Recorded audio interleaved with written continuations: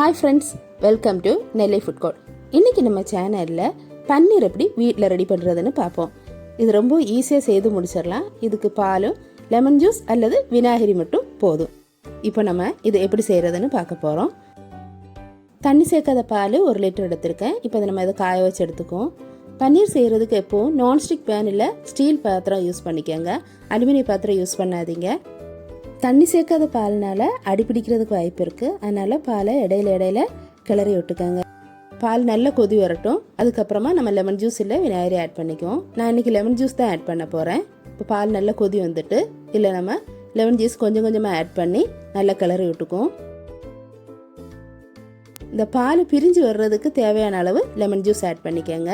பாருங்கள், இப்போ நல்லா பால் பிரிஞ்சு வர ஆரம்பிச்சிட்டு நான் 3 டேபிள் ஸ்பூன் அளவு லெமன் ஜூஸ் யூஸ் பண்ணியிருக்கேன்.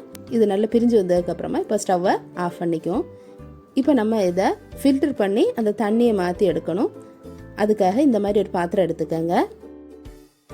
இப்போ ஃபில்டர் பண்ணுறதுக்காக இதுக்கு மேலே லேசான ஒரு காட்டன் க்ளாத் விரிச்சுக்கோங்க. திக்கான க்ளாத் யூஸ் பண்ணாதீங்க, பன்னீர் சரியாக வராது. இப்போ இதில் நம்ம ஃபில்டர் பண்ணி எடுத்துக்கலாம். பன்னீர் செய்யும்போது கிடைக்கிற தண்ணியில் அதிக அளவில் ப்ரோட்டீன் நிறைஞ்சிருக்கு. அதனால் அந்த தண்ணியை நீங்கள் தூர ஊற்றாதீங்க. இந்த வகையிலையாவது யூஸ் பண்ணுங்கள். இதை சூப் செய்கிறதுக்கோ இல்லை சப்பாத்தி மாவு பிசைகிறதுக்கோ இல்லை ஏதாவது குழம்பு செய்கிறதுக்கோ யூஸ் பண்ணலாம். இப்போ இதில் லெமனோட ஸ்மெல் எதுவும் வராமல் இருக்கிறதுக்காக கொஞ்சமாக தண்ணி ஊற்றி அலசி எடுத்துக்கோங்க.